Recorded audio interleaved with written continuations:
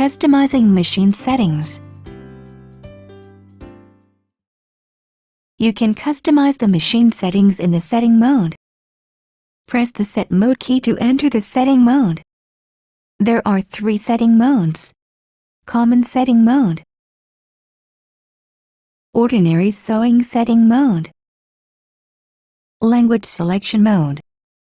For example, let's customize the thread cut after auto lock. Press the Ordinary Sewing Setting Mode key to enter the sewing setting mode.